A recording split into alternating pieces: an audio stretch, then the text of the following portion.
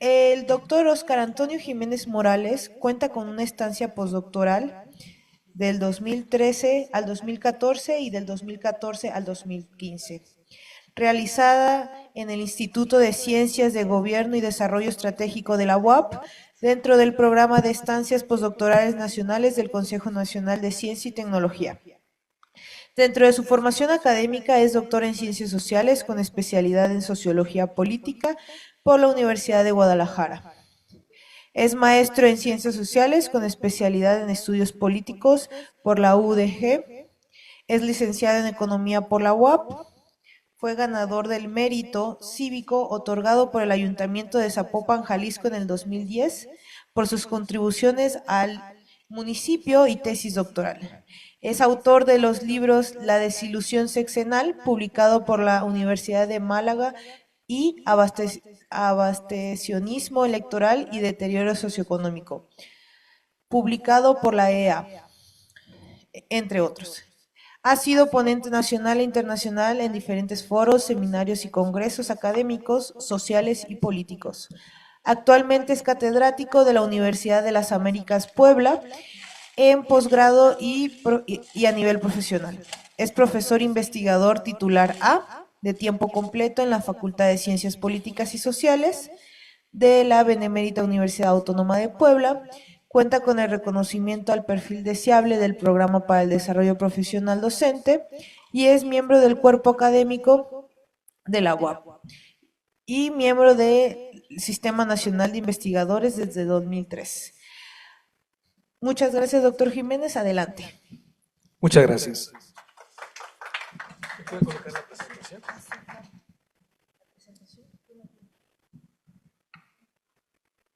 ¿La grabaron al escritorio?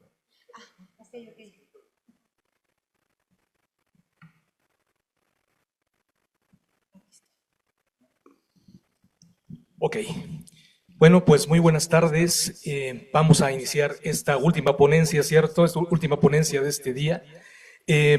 Muchas gracias por la invitación al doctor Smith a través de mis colaboradores o mis colegas de mi cuerpo académico, la doctora Xochitl Patricia Campos y Diego Martín Velázquez de la Benemérita Universidad Autónoma de Puebla. Muchas gracias por sus atenciones, doctor Gonzalo. Muchas gracias a todos los organizadores de este foro tan interesante.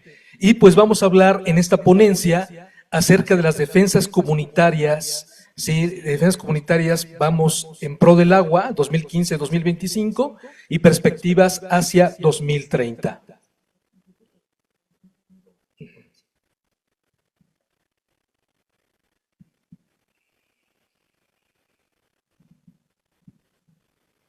Un minuto.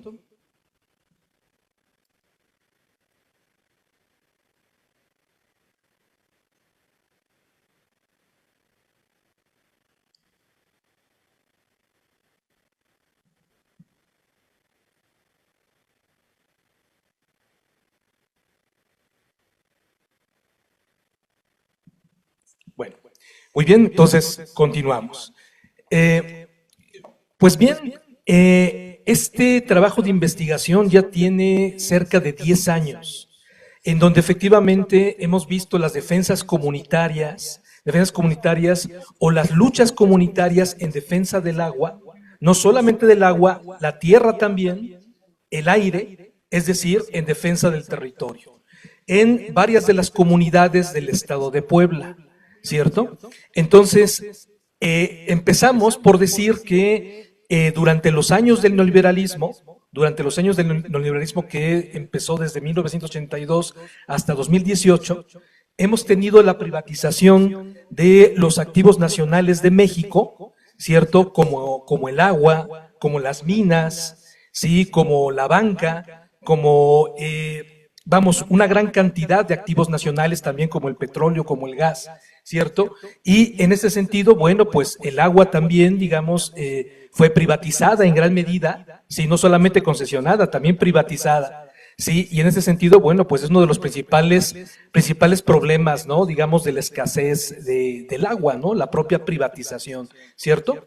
Entonces, en ese sentido, digamos, Carlos Slim, Bayeres, entre otros, bueno, pues han sido los beneficiarios de esta privatización y también de los negocios mineros que acaparan propiamente, ¿no? Digamos, el agua, ¿sí? Decimos, mientras algunas familias mineras mexicanas entran a la lista de los millonarios de la revista Forbes, 5 millones mexicanos se sumaron a las cifras de pobreza extrema en el país durante el periodo neoliberal 1982-2018.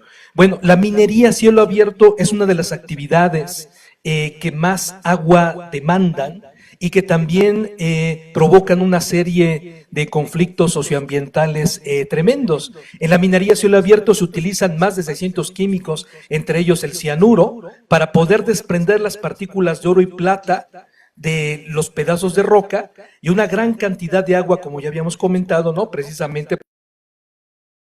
o para obtener propiamente el oro o la plata, ¿no? Entonces, tenemos una serie de concesiones, una gran cantidad de concesiones que se dieron durante el periodo neoliberal, sí, principalmente con Fox, Calderón y Peña Nieto, se dieron una gran cantidad de concesiones de minería a cielo abierto que utilizan, repito, una gran cantidad de agua. Vemos aquí, por ejemplo, estos pequeños recuadros, estos pequeños cuadros, ¿no? Que propiamente es la fotografía de camiones que llevan propiamente los pedazos de roca. Esto es la minería a cielo abierto o a tajo abierto, ¿verdad? Esto era un cerro y que en ese sentido, vamos, descompuso completamente los ecosistemas, ¿sí?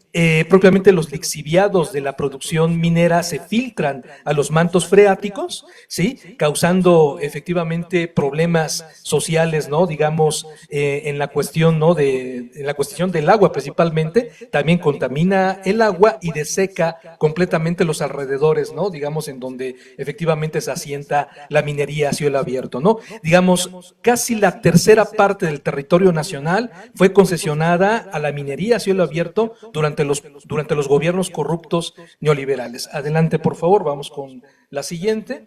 Y bueno, efectivamente durante la privatización del agua, que repito, es uno de los principales problemas, ¿no? De la escasez del recurso hídrico, tenemos que en el trasfondo de la privatización hay una vinculación que existe entre la privatización del agua y la industria minera, pues la Ley de Aguas Nacionales neoliberal establece que cuando sociedades civiles, mercantiles o personas morales adquieran tierras ejidales o de uso común, también podrán explotar las aguas que haya en el subsuelo de esas propiedades. Revisando propiamente la ley minera y la ley de aguas, ¿no? Digamos, este asunto sigue vigente, a pesar que las reformas, las últimas reformas se hicieron en 2022 y 2023, ¿no? Tanto a la ley de aguas como a la ley minera, que son leyes reglamentarias del artículo 27 constitucional, ¿cierto? Acabe de decir, ¿no? Que estas leyes, ¿no? Se fincaron principalmente durante el sexenio de Salinas de Gortari en 1992, bueno, pues precisamente para establecer un marco jurídico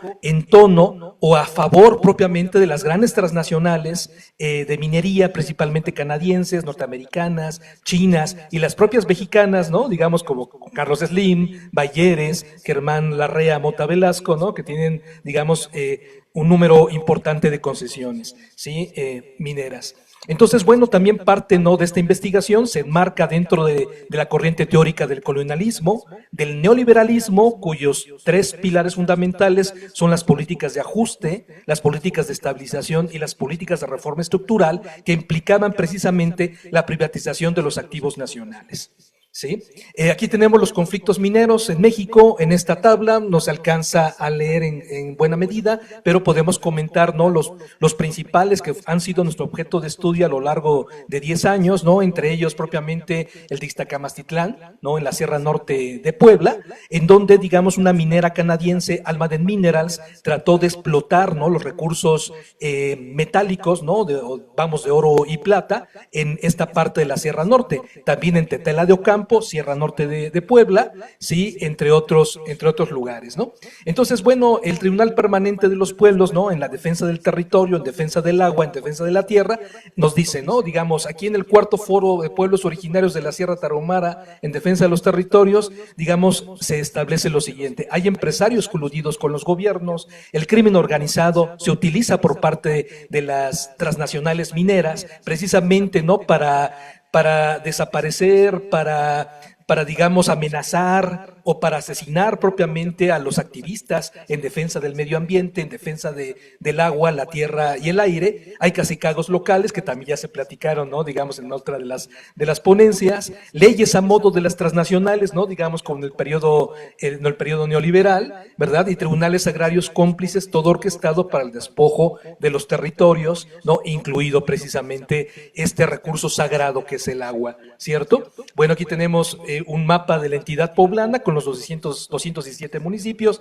Cabe decir que es la segunda entidad con el mayor número de municipios después de Oaxaca. Bueno, como toda investigación se tiene que establecer esta misma dentro de corrientes teóricas. Ya habíamos comentado, ¿no? Una de las corrientes teóricas que utilizamos es el neoliberalismo y el neocolonialismo, pero también en la espiritualidad indígena y el ecofeminismo, ¿cierto? ¿Por qué el ecofeminismo? Porque son las mujeres, son las que están siempre al frente de las luchas en defensa del agua, la tierra y el aire. Bueno, algunos autores considerados en el marco teórico, principalmente dentro del colonialismo y el neoliberalismo, han sido Aníbal Quijano, Jürgens Schult, Sergio Bagú, Pablo González Casanova, Ana Esther Ceseña, Enrique Dussel, Fernando Coronil, entre muchos otros. El ecofeminismo plantea, ¿sí?, que efectivamente, bueno, comparte con la ecología radical que la humanidad no solo depende de su medio físico, sino que el mundo natural, incluida la humanidad, debe verse como un todo entretejido e interdependiente. Lo que no comparten las ecofeministas con el movimiento ecologista y de sus teóricos es que no encaran adecuadamente la dominación de los hombres y la subordinación de las mujeres, ¿no? Digamos, más allá de, digamos, una cuestión, ¿no? Vamos en contra de los hombres, es más bien el patriarcado, ¿no? Porque el patriarcado también somete tanto a mujeres como a hombres, ¿cierto? Y en este sentido nos dice, el pensamiento ecofeminista establece que es el patriarcado, más que los hombres per se, lo que se ve como el problema ecológico. En el patriarcado las mujeres, la naturaleza y los animales son cosificados, cazados, invadidos, colonizados, poseídos, consumidos y forzados a rendir y producir, ¿no? Exactamente, digamos, por desgracia, algunas mujeres han sido violentadas, ¿no? También la madre tierra ha sido violentada en ese sentido. ¿Quién la viola? El capitalismo. ¿Quién la viola? El patriarcado, ¿cierto? Entonces, dentro de la cosmovisión indígena y el ecofeminismo indígena, bueno, se ve propiamente al planeta Tierra no como un pedazo de roca orbitando en torno al Sol, sino que es un ser vivo con conciencia y en evolución. Esta es la cosmovisión indígena que debemos rescatar en todo momento. Precisamente por eso son las mujeres y las mujeres indígenas las que están al frente de las luchas en defensa del agua, la tierra y el aire. Bien, dentro también de esta espiritualidad indígena, de nuestras corrientes teóricas que marcan la investigación, tenemos que decir que la espiritualidad de la región mesoamericana o bien de la náhuatl está impregnada de símbolos, mitos y rituales, que también, digamos, la lucha, además de ser jurídica, científica, académica, teórica, ha sido también simbólica y espiritual. También, digamos, efectivamente se ha defendido al agua y a la tierra con efectivamente esta cosmovisión o a través de esta cosmovisión, a través de la lucha simbólica y espiritual. La dualidad en la espiritualidad ancestral mesoamericana, que nosotros preferimos llamar anahuaca, también se encuentra establecida en el tiempo y en los calendarios, ¿cierto? Que las mujeres indígenas de las diferentes culturas y civilizaciones del Abya Yala, el nombre indígena del continente americano, no se olviden que son hijas de la tierra, del sol, del viento y del fuego, y que su relación continúa con los elementos cosmogónicos fortalecerá su participación política a favor de las mujeres indígenas y de los pueblos indígenas, ¿cierto? Entonces, en este sentido, digamos, es un mayor empoderamiento, pero desde la propia cultura indígena, de las mujeres, aunque también de los hombres. El diseño de investigación es cualitativo. Cabe decir que el fundamento de la investigación cualitativa, del paradigma metodológico cualitativo, es rescatar las subjetividades. Es decir, los pensamientos, los juicios, los prejuicios, los valores de la gente, ¿verdad? Precisamente para hacer la investigación cualitativa. Precisamente por eso la técnica más importante en la recolección de las narrativas de la gente, en este caso de las mujeres, es la entrevista. pasando por los métodos etnográfico, hermenéutico, investigación, acción participante y el método de los movimientos sociales, ¿no? Nos vamos de un nivel de abstracción mayor al menor, desde el paradigma metodológico, pasando por los métodos y por la técnica. Además, propiamente, ¿no?, de la entrevista, la fotografía y el diario de campo. Me voy más a presita. Bueno, este es el método etnográfico. Rápidamente voy a decir un solo punto. El investigador se convierte en el principal instrumento y fuente de sensibilidad para recoger y reflexionar sobre los datos obtenidos. El sujeto investigador debe realizar una tarea permanente de interrogación a sí mismo y hacia la realidad que investiga, cuestionando y observando todo con el fin de definir las categorías sociales y las definiciones institucionales de la realidad. Bien, aquí en el papel de las mujeres activistas, bueno, pues aquí vemos, ¿no?, en el mapa del estado de Puebla, la Sierra Norte del estado de Puebla, ¿no?, digamos la zona Nahua, aunque también la zona, Totonacú, bueno, pues ahí es la zona en donde efectivamente, ¿no?, digamos el capitalismo ha tratado de arrasar, ¿no?, con los recursos, ha tratado de arrasar propiamente con los medios de producción, principalmente con el factor productivo tierra, que es efectivamente todos los recursos naturales, ¿cierto? Y pues bueno, si ya habían huido, ¿no?, digamos, las poblaciones indígenas, ¿no?, de la violencia de la conquista, ¿sí?, cuando efectivamente vinieron a invadir, ¿no?, digamos, los europeos, los españoles, bueno, pues ahora resulta, ¿no?, que también falta por invadir los últimos territorios y saquear, en este caso, bueno, el oro, la plata y el agua, ¿cierto? Entonces, bueno, aquí la Sierra Negra, como ya había comentado también otro ponente, bueno, también es un territorio, ¿no?, de invasión capitalista, ¿no?, la acumulación por despojo. Continuamos entonces. Bueno, aquí están las entrevistas, no voy a tener tanto, ¿no?, pero digamos, estas entrevistas fueron hechas con base en diferentes momentos de la investigación, a los inicios del conflicto, donde las mujeres activistas tuvieron problemas hasta con sus maridos, ¿no?, digamos, el patriarcado, ¿no?, a final de cuentas, ¿no?, digamos, también hacía su parte para que efectivamente las mujeres se toparan con obstáculos. Después, digamos, el momento de la lucha se fortalece, digamos, las entrevistas de las principales activistas, ¿no?, que estuvieron en el primer frente de batalla en defensa del agua y del territorio, ¿sí? Entonces, nos dicen, ¿no?, en los eventos las mujeres, manos a la obra, hacíamos la comida para gente, los foros, para defender nuestra tierra, nosotras pertenecemos a ella, pero yo debíamos defenderla, hacer lo que está en nuestras manos, ¿no? Digamos, fue, digamos, una lucha no solamente de Ixtacamastitlán, sino también de otros municipios de la Sierra Norte y Nororiental, que efectivamente en solidaridad, unieron fuerzas, ¿no?, para efectivamente luchar contra la minera transnacional canadiense Almaden Minerals. Aquí en esta fotografía, ¿no?, digamos, estas mujeres quetzaltecas encabezaron la marcha, ¿no?, de cientos de personas, miles de personas, fueron 2,500 personas. Fuimos porque efectivamente, como dice Sivechi, hay que hacer investigación participante, ¿no? Entonces, digamos, su servidor también estuvo presente y ha estado presente en todas las movilizaciones, ¿sí? Y en este sentido, bueno, fuimos a cancelar simbólicamente las oficinas de Almaden Minerals, propiamente en el municipio de Ixtacamastitlán, en la localidad de Santa María Sotoltepec, donde efectivamente pusieron sus oficinas, ¿no? Y ustedes dirán, bueno, ¿por qué la imagen de la guadalupana? ¿Por qué esta imagen católica? Bueno, pues les tengo que decir que en primera instancia la guadalupana es un símbolo de resistencia contra esa nueva religión patriarcal, ¿cierto? Digamos, antes de la invasión europea, ¿no?, digamos, la religión anahuaca es hacia la madre tierra, es hacia la madre tierra, una deidad femenina. Pero también, digamos, si hablamos del Ometeotl, es la combinación de la energía masculina y femenina, el sagrado masculino, el sagrado femenino, que da pauta a la vida, ¿cierto? Pero en ese sentido, digamos, hay que recordar que a quien se veneraba en el Cerro del Tepeyac era a la Tonantzin Coatlicue, nuestra venerable Madre Tierra. Y Guadalupe lleva en su túnica todo el mensaje de la Coatlicue, todo el mensaje de la Madre Tierra, porque lleva los Altépetl, los cerros, los volcanes sagrados, y lleva la expresión más bella de la Madre Tierra, que son las Xochitl, las flores.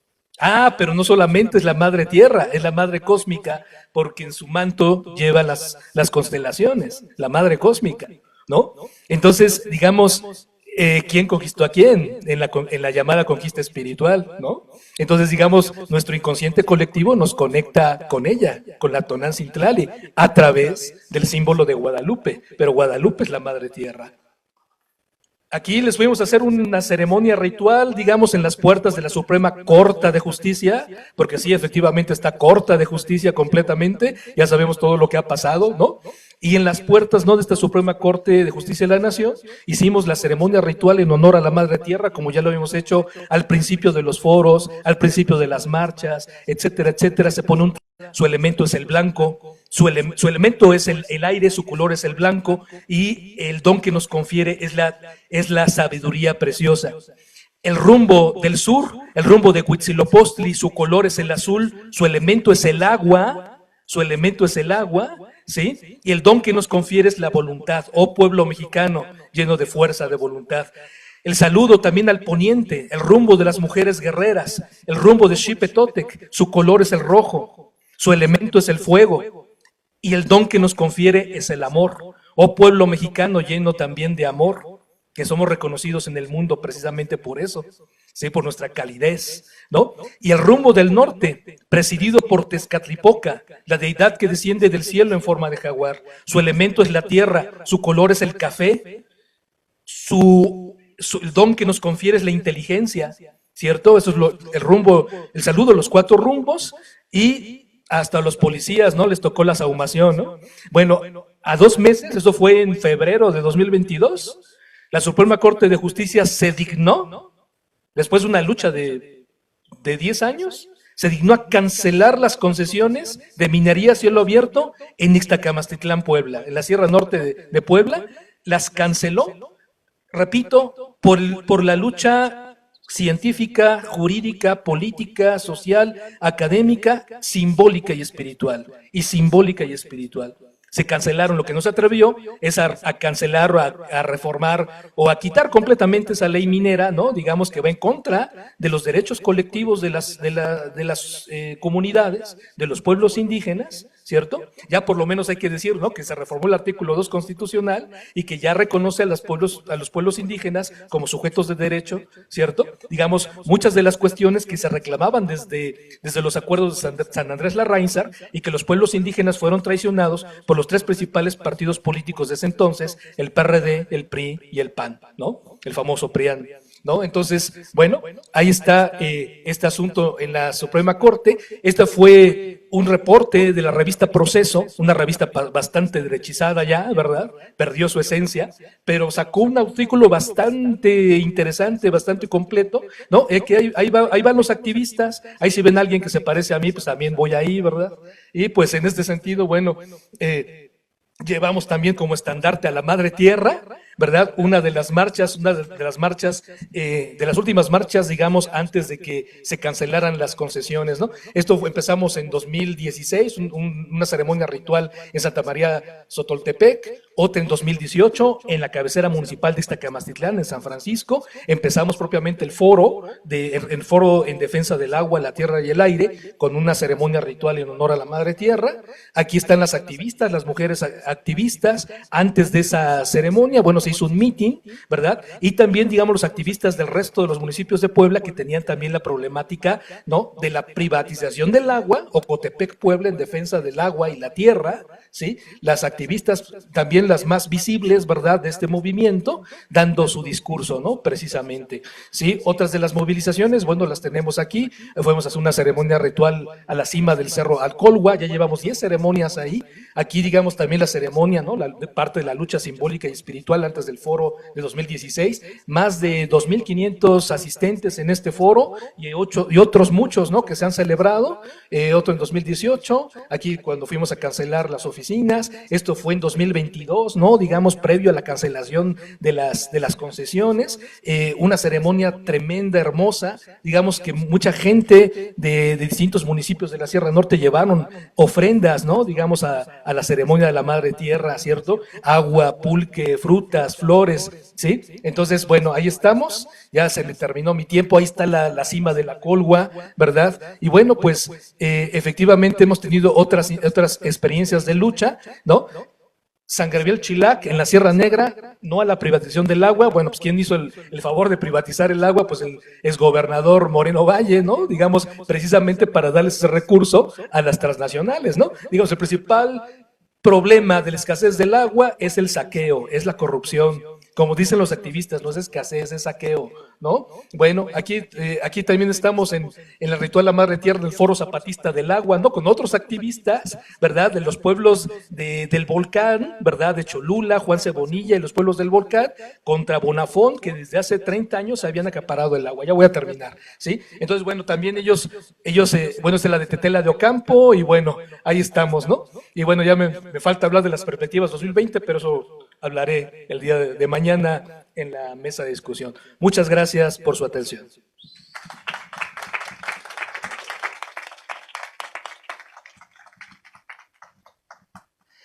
Muchas gracias, doctor Jiménez. Nos ha compartido pues un gran bagaje sobre los resultados de las luchas sociales en la que ha estado y pues bueno, muy críticas y feministas, ¿no? Que es de las pocas que he visto. Muchas gracias.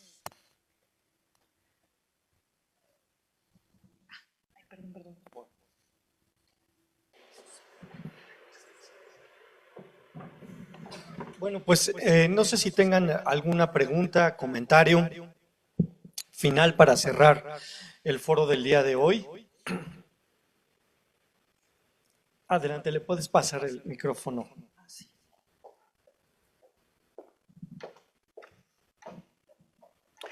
Enrique, si quieres volver a lo mejor hay alguna pregunta, algún partín, si quieres venir, por favor. Lourdes, por favor. Bueno, yo solamente quiero agradecer al último ponente, pues quien nos recalcó la importancia que pues se le da a las culturas, a las comunidades, porque muchas veces pues se habla muy poco respecto a darle importancia a las comunidades, y creo que pues también pues el papel también de la mujer, y también ver pues a nuestra madre tierra como algo sagrado, ¿no? Porque muchas veces se ha perdido eso en el mundo de la ciencia, se ha perdido mucho tomar en cuenta, incluso si no lo vemos desde esa perspectiva, sino incluso también pues respetar, ¿no? El tipo de diferente cosmovisión que puede tener pues la gente, ¿no? Entonces, pues muchas gracias. Gracias. ¿Alguna otra duda, comentario? Gonzalo, ¿me oyes? Sí, Samuel, perfecto. Yo perdón. Yo nada más tengo una pregunta que es más bien técnica, porque me llamó mucho la atención el enfoque sobre la sequía. Y tal vez es un problema mío porque yo entendía que la sequía era cuando estaba seco, cuando no llovía. Y ahora resulta que llueve y hay sequía. Pero voy más allá. Puede ser que puede ser que tengas una definición de sequía según la lluvia, pero igual hay agua subterránea, o sea que el sistema no está seco. Entonces, ¿cómo manejamos el análisis de la disponibilidad de agua? Porque agua hay. Y sobre eso, pues hay que tomar todo tipo de decisiones. Gracias, Samuel. Una última pregunta y les juntamos y respondemos. Marisa. Gracias. La pregunta en parte es para Enrique sobre esta posibilidad, digamos, de identificar claramente cuánto realmente puede aportar la captación de agua de lluvia como solución en relación con todas las demás soluciones que se requieren para lograr un mayor equilibrio, digamos. En este sentido, la pregunta es si tienes o hay elementos que podamos retomar de algún lado y ponerlo, a lo mejor en la propia Ciudad de México, que tú sabes que hubo una adecuación a la ley recientemente, ¿no? Entonces, hay elementos para decir cuánto exactamente aporta la captación de agua de lluvia doméstica, digámosle, para la solución que la Ciudad de México necesita, que es uno de los casos, claro, más estudiados. Gracias. Respondemos conforme.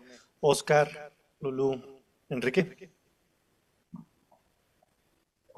Bueno, no me hicieron Preguntas específicas. Bueno, tenemos un comentario de la compañera, ¿cierto? Bueno, rápidamente comentar que sí, efectivamente, debemos ver propiamente a la tierra como algo sagrado, ¿no? Es propiamente la que nos da los sustentos, la que nos da los alimentos, la que nos permite, digamos, seguir viviendo, y, digamos, el capitalismo la ha masacrado, ¿no? Y la parte más salvaje propiamente de este modo de producción es el neoliberalismo, ¿no?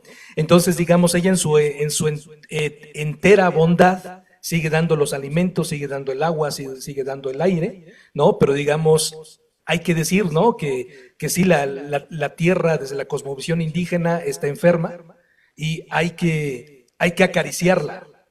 Hay que acariciar el agua, hay que acariciar la tierra, el aire, ¿no?, con nuestras ceremonias. Y esta es parte, ¿no?, de la sabiduría indígena, de la sabiduría ancestral, ¿no? Entonces, esto es fundamental, ¿verdad? Digamos, regresar propiamente a la cosmovisión ancestral. Gracias. Okay. Gracias. Respecto a la opinión, pienso que la sequía, aunque está delimitado conceptualmente por una precipitación por debajo de la cantidad normal que se esperaría, y que puede presentarse esta sequía ya sea agrícola, socioeconómica principalmente, bueno, pues tiene que ver más con el manejo, ¿no? O sea, es multifactorial y tiene que ver con el manejo del recurso. El claro ejemplo está en el sistema Cutzamala, que llega a gran cantidad de agua a todas las presas, pero gran cantidad del agua se pierde en el trayecto por la infraestructura. Entonces ahí tenemos un factor importante, ¿no? O sea, la falta de mantenimiento a la infraestructura que hace que se dé esta pérdida considerable del agua. Me pasó el año pasado en la ciudad de Oaxaca que hay muchas personas que trabajan, bueno, no tienen un trabajo fijo, entonces fui a un baño público y la señora dice, oye, pues es que ya ir al baño costaba 20 pesos, pasar al baño. Entonces, ¿20 pesos por ir al baño? Sí, es que la pipa ya cuesta 6,000 pesos y yo ya no la puedo pagar porque ya no hay agua. Y va a subir el precio de la pipa porque no hay agua. Y entonces, solo los hoteles, los grandes empresarios pueden pagar el agua, pueden pagar la pipa. Y entonces también los que venden el agua, bueno, los que estaban haciendo la venta de las pipas, pues obviamente le están subiendo el precio, ¿no? Porque ven que hay personas que lo están pagando. Pero lamentablemente no todos podían pagar la pipa de 6,000, 8,000 pesos por 10,000 litros de agua. Entonces, sí es muy triste, ¿no? Esta situación que puede que esté el recurso, pero simplemente si tú no tienes esa capacidad económica para poder adquirirlo, pues no va a estar a tus manos, a tu alcance, y hay personas que pierden su trabajo, ¿no? ¿Cuánta migración hubo con las sequías del año pasado del estado de Guanajuato, donde ya tienen que cavar pozos mucho más profundos, no hay agua, no pueden trabajar y entonces tienen que comenzar a migrar? Entonces sí, es algo como multifactorial. Gracias. Perdón, ¿puedo repreguntar? Sí, adelante. Sí, pues, es que yo creo que estás tocando un tema que me parece que es central. Sí. Uno es que no todas las comunidades pueden perforar para tener agua. Y seguramente si tú vas a Oaxaca, donde secaron los manantiales, poder perforar para encontrar el agua más abajo, esas comunidades no pueden tenerlo. Pero esa no es sequía. El tema de sequía vendrá de otra manera, ¿no? Entonces, una comunidad que tenga sequía porque no está lloviendo, más un manantial que le secaron por razones ambientales, etcétera, porque no hay recargas y lo demás, pues claro que te lo complica. Pero yo quería hacer, la pregunta que te hacía era un poco más en este sentido. Si tú tienes una sequía, ¿cómo dijiste? Atmosférica. Meteorológica. Sí. Meteorológica, perdón. Pero tienes agua subterránea, suponiendo que es una comunidad que sí tiene la capacidad de perforación, tiene un pozo que saca agua, etcétera. Sí. ¿Cómo manejamos entonces la categoría para la toma de decisiones políticas sobre agua? O sea, en cuanto al término, bueno, ya sería una sequía socioeconómica, ¿no? Porque no está en función si tienes agua, si llovió, o si tienes agua en el río o tienes agua en los acuíferos, sino es más a esta limitante socioeconómica, ¿no? Entonces, sí está definido como una sequía socioeconómica. Ok. Gracias. Sí. Gracias. La pregunta sobre como qué porcentaje del abasto de agua podría satisfacerse mediante la captación de agua de lluvia es una pregunta interesante y de hecho no tan fácil de responder. Nosotros participamos en un estudio con una investigadora de la Universidad de Arizona y de aquí de la UNAM y un grupo que se publicó en inglés el estudio, es Rainwater Harvesting as a Drinking Water Option for Mexico City o algo así, donde hicieron como un análisis bastante interesante de esa pregunta y se usaron LiDAR, estos como escaneos satelitales que pueden hacer para hacer una medición del total de techumbres de la Ciudad de México. O sea, hicieron como todo un trabajo así y lo que pasa es que el porcentaje es muy variable según la demanda que tú le quieras poner. Entonces, me explico. Si tú consideras que la Ciudad de México está consumiendo agua como se consume ahorita, que tiene un consumo promedio per cápita de creo que 220, algo así, litros por persona, o entre 300 y 200, depende un poco de cómo lo veas.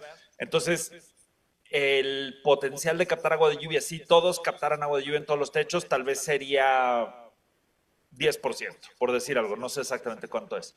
Pero si tú reduces el consumo per cápita a 100, entonces de repente se vuelve mucho mayor ese porcentaje. Entonces nosotros ahorita en la Ciudad de México tenemos un consumo per cápita relativamente alto, ¿no? Tenemos estos 200 y pico litros por persona, que es bastante, es más de lo que tienes en muchos países, incluso entre comillas, de primer mundo, lo que quieras. Entonces, adentro de ese consumo, la captación de agua de lluvia, pon tú que te va a abastecer un porcentaje relativamente modesto, 10%, digamos, algo así. Pero si la situación de agua sigue empeorando, o sea, todo tiene que ver con cómo proyectas hacia el futuro, regresando a este tema.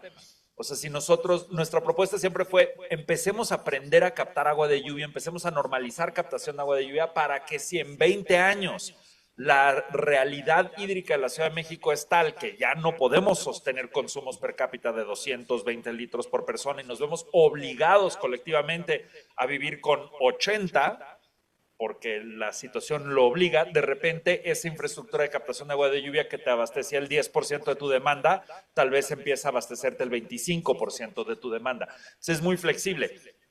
Y el tema de la captación de agua de lluvia, como lo hemos observado ya en la práctica, es que justo yo lo considero que lo puedes entender como teniendo dos modalidades. Pon tú que yo tengo un sistema de captación de agua de lluvia en mi casa y en condiciones normales me está suplementando agua. Entonces, a mí me llega agua a la red y capto mi agua de lluvia. Entonces, me da un volumen mayor al que tendría. Es como un suplemento. Pero si de repente tenemos un año donde hay recortes masivos de agua o por alguna razón más puntual cae mucho el agua que me llega, esa entrada de agua de lluvia se vuelve como mucho más relevante. Y eso sí lo hemos observado. Un ejemplo muy interesante fue en Xochimilco, en el sismo del 2017. Habíamos en San Gregorio, llevábamos años poniendo sistemas de captación. Teníamos, no sé, 300, 400 sistemas de captación en viviendas ahí. Y justo eran suplementarios, pero cuando vino el sismo se rompió una de las líneas principales de agua a San Gregorio, se quedó sin agua la comunidad y de repente veías filas de vecinos enfrente de las casas con sistemas de captación que les compartían y les llenaban su botecito de agua. Entonces, en ese momento, en vez de ser fuentes suplementales, se vuelven como fuentes de emergencia. Entonces, por eso yo creo que la captación de agua de lluvia hay que entenderla como una medida para aumentar resiliencia. No es para reemplazar, sino para agregarle resiliencia y diversificación. Excelente. Tatiana, finalmente tenías una pregunta.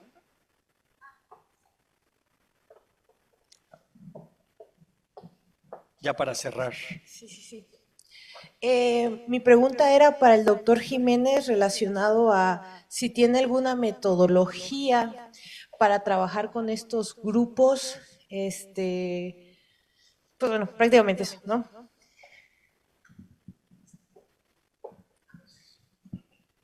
Sí, claro. Bueno, en términos de la investigación propiamente, bueno, comentábamos que la metodología es la cualitativa, ¿no? Cuyo objetivo es rescatar las subjetividades de los llamados sujetos de estudio. Los métodos de investigación, bueno, ya son más particulares, un tanto diversos, como el método etnográfico, el método de los movimientos sociales, ¿cierto? El método hermenéutico, sí, el método descriptivo, que son propiamente métodos, ¿no? Obviamente cualitativos. Por ejemplo, el método hermenéutico es efectivamente saber interpretar lo que los sujetos de estudio nos dicen en sus narrativas. Al hacer la entrevista, bueno, pues se hace una narrativa y el investigador debe tener la capacidad de interpretar efectivamente lo que nos comenta, ¿no? En ese método hermenéutico. El método descriptivo, simplemente describir. El método fenomenológico también se aplica. El método de los movimientos sociales, ¿no? Que en este sentido, digamos, es un movimiento social que reacciona, un movimiento social reactivo, que reacciona ante una agresión del neoliberalismo, digamos, una agresión propiamente de la acumulación por despojo, una agresión propiamente, ¿no? Del extractivismo, ¿sí? Y que en ese sentido, bueno, la gente reacciona en ese sentido. El diario de campo, ¿verdad? El diario de campo y, bueno, estar muy de la mano con las y los activistas, ¿cierto? Como te comentaba, esta investigación ha durado 10 años y que, bueno, pues ellos me invitan, ¿verdad? Me invitan a sus casas a comer, yo participo en las movilizaciones, en las marchas, en las ceremonias rituales, ¿no? Entonces, digamos, se ha hecho una muy buena comunicación, una buena sinergia con la gente de las comunidades y esa es la metodología, vamos a decirlo, ¿no? Que se utiliza. Y obviamente, bueno, pues las entrevistas ya, digamos, me dan sus puntos de vista ya más formalizados, pero ya, digamos, es adicional a todo lo que ya me han compartido en las entrevistas informales, ¿no? Sin tener una grabadora de por medio, ¿no? Entonces, principalmente es efectivamente ganarte la confianza de ellos, ¿no? Digamos, porque muchas de las veces te dicen, ay, los investigadores, ¿no? Vienen a sacar, ¿no? Información, ¿no? El extractivismo académico, ¿no? Vienen a sacar la información, pero digamos sin ninguna empatía de la lucha, ¿no? Entonces, bueno, pues yo he estado en todas las movilizaciones o en la mayoría de las mismas y precisamente por eso, bueno, me he ganado su confianza afortunadamente, ¿no? Muchas gracias, doctor. Bueno, pues les agradezco mucho su presencia el día de hoy aquí en el foro. Mañana vamos a continuar con las ponencias que están programadas. Mañana no hay conferencia magistral, entonces va a ser más rápido. Y al final vamos a comentar la prepresentación de un último libro sobre manejo de cuencas y acuíferos que sacamos con la Universidad Autónoma de Querétaro. Entonces, les agradezco mucho su atención, su interés y nos vemos mañana aquí a las 14 horas. Que tengan buena tarde. Gracias.